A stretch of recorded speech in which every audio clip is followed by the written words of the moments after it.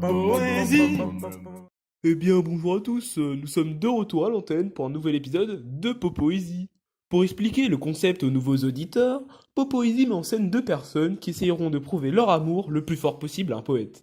Celui d'aujourd'hui, c'est l'homme Prévert, et après s'être présenté, nos deux concurrents nous montreront l'étendue de leur connaissance sur le sujet.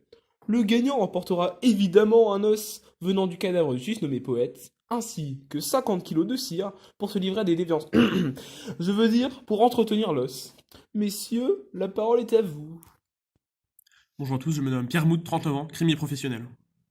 Mais dites-moi, qu'est-ce donc qu'un crimier? Eh bien tout simplement, mon cher Grishka, c'est un meurtrieur mais qui se diversifie. Mon activité couvre donc le meurtrillage, mais aussi le volage, ce genre de choses. Je suis aussi poète à mes heures perdues. Très peu intéressant en effet. Est-ce que vous pourriez faire entendre ces poèmes à nos auditeurs? Mais le ciel. On va dire que je suis pas sûr du début. Mais si, c'est bien, le. Mais passons plutôt au candidat suivant. Oui, bonjour, moi c'est Michel Persnay, 45 ans, je suis peu rappeur. Encore un métier méconnu. Et qu'est-ce donc qu'un peu rappeur? Pour faire simple, j'écris du rap, mais à tendance ténébro-obscure, vous voyez. Ce plateau est bien trop éclairé pour que je puisse vous montrer mon art. Belle redondance Nesmic. Mais là n'est pas le sujet. Commençons maintenant avec la première épreuve. Qui connaît le mieux Jacques Prévert. Résumez rapidement qui est cet homme pour le public. Né à Neuilly-sur-Seine le 4 février 1900, Prévert arrête les études à l'âge de 15 ans. Il fait le service militaire en 1918 et en 1925 il se lie d'amitié avec d'autres poètes surréalistes, tels que Duhamel, Queneau ou encore Tanguy.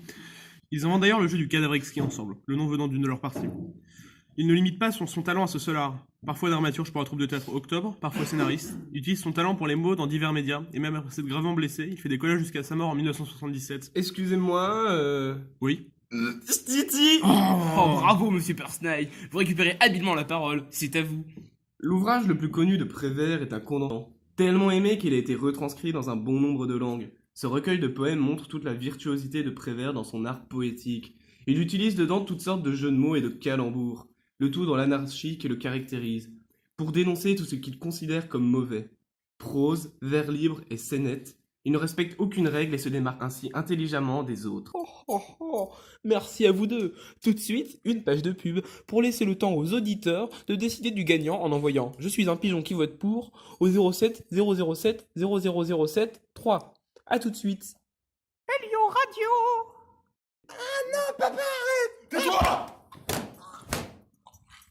Il est très dur d'éduquer ses enfants, mais il n'y a pas plus dur que l'enfant terrible pour ça. Elio Radio. Nous sommes de retour à l'antenne de Popoésie, et il semblerait que les auditeurs ne savent même pas faire la différence entre nos deux concurrents. En attendant qu'ils se réveillent, vous allez nous présenter chacun votre poème préféré de parole, et pourquoi vous l'aimez tant. Que fait-on lorsqu'on déguste un ortolan à la serviette? On commence à le prendre et à lui sucer le derrière. Bravo Pierre, la parole est à vous. Mon choix se porte directement sur l'accent grave dans ce cas. Ce poème est vraiment un grand coup de cœur pour moi, en particulier grâce à sa dimension humoristique. Il est certes un peu court mais il illustre magnifiquement l'esprit enfantin. Les règles de la poésie, il les pose et fait plutôt des proses. Sous couvert de poème, c'est une pièce de théâtre remplie de références pour la fameuse pièce de Shakespeare que Prévert nous présente à ce moment-là. Vous voulez dire comme cette émission? Je ne vois pas de quoi vous parler, mais passons. L'élève Hamlet, associé évidemment au prince éponyme, se retrouve ici à faire les mêmes réflexions que son Altesse, à savoir être ou ne pas être. Pensée très profonde pour le jeune garçon qui se joue de son professeur, tout en jouant avec les mots. Je préfère Prévert, qui joue non seulement avec la langue française, mais aussi avec la langue anglaise, rappelant habilement les origines du dramaturge. Le code du théâtre est ici plus respecté que celui de la poésie. On retrouve même plusieurs didascalies. Le poète se manque ici gentiment de l'école, et en poussant un peu loin jouer la corne, on pourrait même voir une critique du conformisme, que le professeur essaye tant bien que mal de forcer dans la tête du jeune Hamlet. Le coup final, ou plutôt l'accent, montre l'envie de liberté du garçon, qui cherche à être où il le souhaite et non où il est souhaité, ou sous sa couette faite du ciel duveté. Et tout ce que vous pouvez écrire, c'est le ciel. Enfin, passons. Et voyons ce que peut répondre votre adversaire. Je vois que je n'ai pas affaire à un amateur. Cependant, je peux faire mieux que vous, et ce, dans votre terrain de prédilection, la puérilité. Ordure! Goujat! Désolé, monsieur, c'est la voie que j'ai choisie, celle d'un homme sans foi ni loi. Je choisis donc le poème Le Cancre. Ce poème est déjà plus conventionnel, mais il reste imprégné de toute la magie qui caractérise les écrits de Prévert. Ici, peu de rimes, mais les sons se répètent quand même, les anaphores du il, puis du les, montrant successivement la liberté du cancre et toutes les connaissances inutiles qui obstruent cette même liberté. Le cancre ici n'est pas critiqué, au contraire, car Prévert ayant quitté l'école tôt, il s'y identifie sans aucun doute. Le tableau noir est personnifié, le poète le rendant malheureux, malheureux. Mais pas comme le cancre, qui est planté seul, mais aussi seul à être heureux. Il est hué et menacé, mais persévère à suivre ses propres valeurs. Le cancre ne fait pas que désobéir, il obéit au contraire à ce qu'il se dicte lui-même, et c'est ce paradoxe qui constitue la morale de Prévert dans ce poème.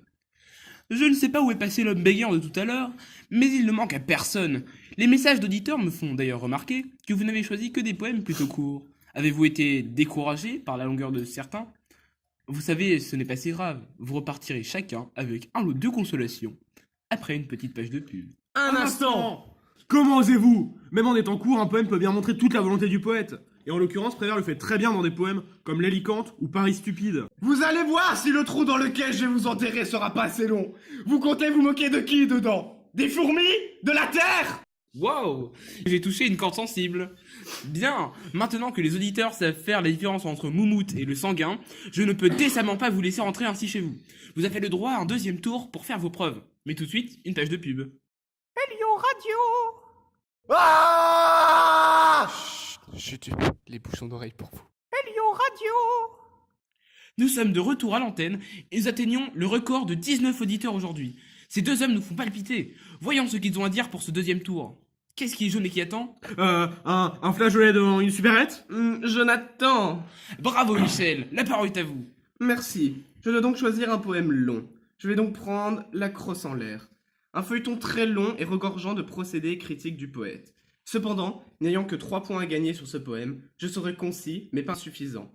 Ce feuilleton est un condensé de bon nombre de techniques que Prévert apprécie particulièrement. Les anaphores, par exemple, qu'on retrouve plus d'une fois dans le poème. Anaphores, mais aussi simple répétition des éléments importants, qui les maintient dans la tête du lecteur et apporte un rythme au poème. Il en va de même pour les énumérations qui ponctuent le texte, parfois pour lister toutes les richesses matérielles, d'autres pour montrer toutes les horreurs de la guerre.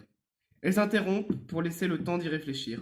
Le rythme saccadé du poème amorphe qui passe du coq à l'âne et de la prose au vers libre.